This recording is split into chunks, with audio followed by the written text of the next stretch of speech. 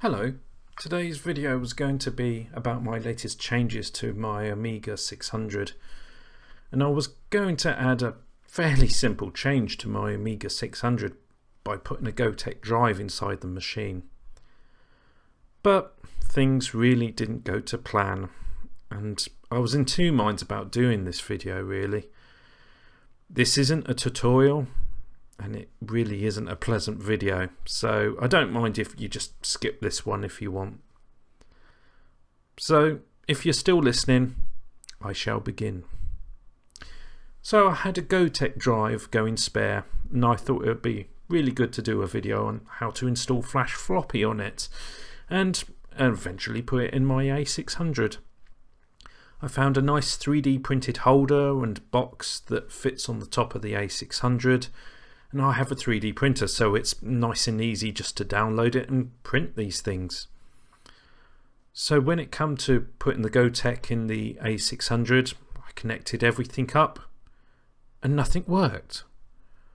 I eventually found out that I had the pins still in, that meant that it was still in a boot mode ready for flashing and not in an operation mode.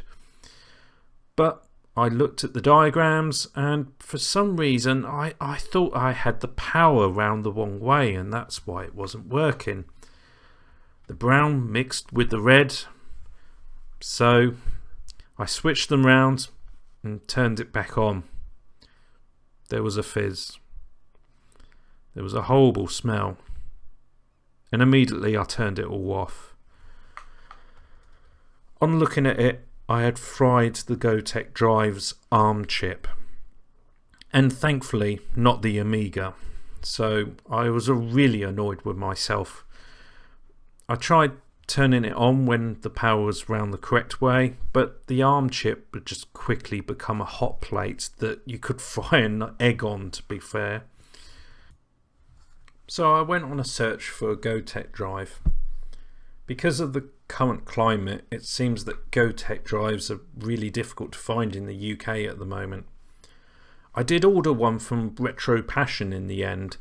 It took quite some time coming, and there was initially some difficulty communicating with Retro Passion, but it got sorted out in the end, and 2 weeks later I got my Gotek Drive. It came with flash floppy, so that was a nice convenience, and thumbs up to Retro Passion for doing this for me.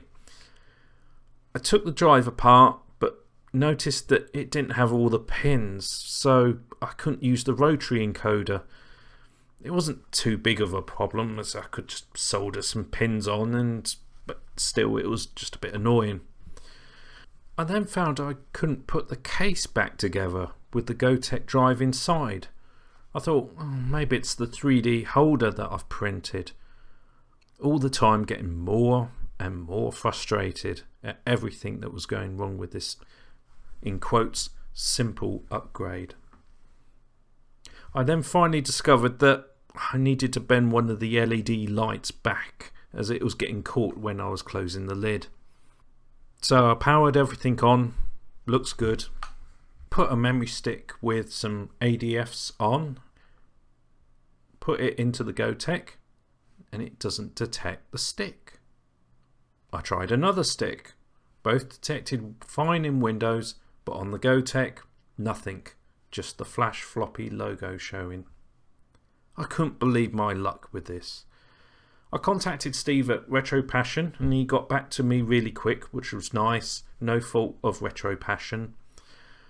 I tried another third stick just in case, and the third stick worked to my amazement. The previous two sticks seemed fine in a PC, but for some reason in a Gotek it just couldn't read them. So then I thought, let's load up Hubris and have a good old test. Well, Hubris didn't load up properly.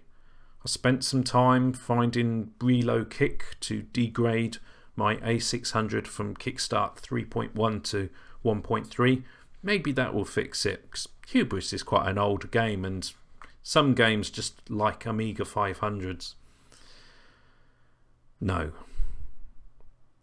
At this point, I lost it. I'd had enough of this, and I ripped out the Gotek Drive with some force and threw it across the room. I didn't want to face this anymore. The reason I'm telling you this now is that even the thing that you think is going to be simple can end up being really difficult and just not work. There were small issues that just piled on top of each other, and it just sent me over the edge. A few days after, I can say that I found out why Hubris didn't work. I had to disable the CPU cache by holding both mouse buttons when you turn on the Amiga. I have a Furia 020 card installed, so that caused some issues, and without the cache things were good. I had to 3D print another holder, and I've yet to solder the pins and get the rotary encoder working, but there were some minor physical damage as well. All I can say is, if you're finding the same as me, try and walk away. That was my problem, and it's something hard to do, I know. But thank you for listening. I hope I haven't put you off too much in doing repairs like this. It is a great feeling when everything works and you've achieved something, but it really sucks when it goes wrong, like in this story. Well, hopefully I'll see you in another video, and take care.